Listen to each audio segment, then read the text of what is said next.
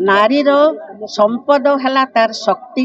नारी शक्तिर आधार तार शिक्षा सम्मान एवं रोजगार यही तीनटा उपरे नारी माने अति भावरे निहाती भावरे से माने यही तीनटा जिनस को लेकिन चिंता करने दरकार। ताकू छाड़देले से आचरण उच्चारण सिद्ध हवा दरकार। से अन्य सहित जोड़ी है काम करिवार भी आवश्यकता रही। आम देश जहाँ चाहूँगी आम समाज जहाँ चाहूँगी से सबू को नारी तुले पारिबो। नारी ताकू मर्यादापूर्ण जीवन पाई ताकू कामरे लगे पारिबो जदि से सबुबले तार मानसिक स्तर रे शिक्षा को आधार करी उच्च चिंताधारा संपन्न जीवन यापन करि पारिबो। मातृशक्ति वंदनीय सबु मातृशक्ति को मोर अभिनंदन। आज फिट इंडिया क्रीडा विभाग तरफ फिट इंडिया माध्यम मातृशक्ति माने केमती मानसिक शारीरिक स्तर रे सुस्थ रहिबे तापाई ये कार्यक्रम अनुष्ठित होइतिला।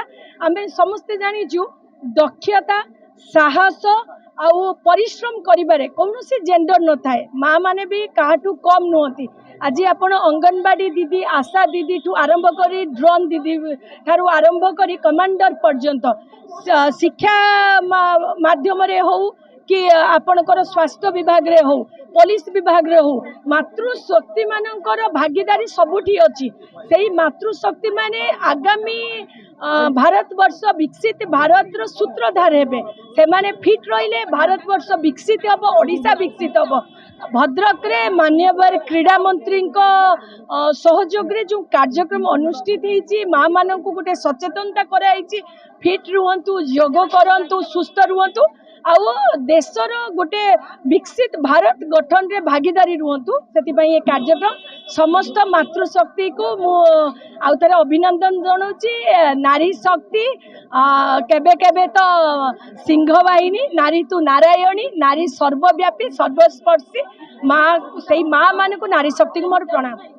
क्रीड़ा और युव सेवा विभाग तरफ नारी शक्ति मानकर जो फिटनेस कैंपेन से माने फिट रहिले से माने सुस्थ रहिले एक सशक्त परिवार गठन हो पार सशक्त जिला एवं सशक्त राज्य गठन हो पार। यही उद्देश्य नहीं कि पिला माने स्कूल कॉलेज रे पढ़ुवा छात्र माने बेसिकली छात्री माने एवं महिला माने किभली भाव में निजको फिट रखिबे। फिट रखिबार उद्देश्य होची माने से माने फिजिकली फिट रहिबे मेंटली फिट रहिया दरकार। एवं फिजिकल फिटनेस मेंटल फिटनेस परस्पर परिपूरक।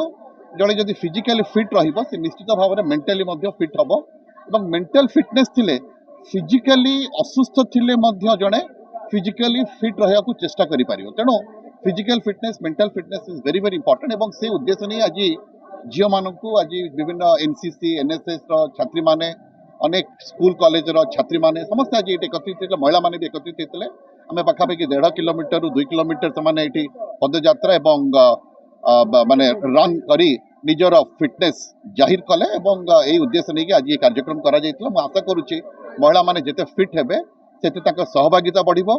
सेमानकर सहभागिता बढ़िले आमर राज्यर जो विभिन्न प्रकार कार्यक्रम होची जिल्ला रे जो कार्यक्रम सब होची ताहा मध्य आउरी आमे सुरुखुरु रे तार कार्यान्वयन करि पारिबा। Thank you.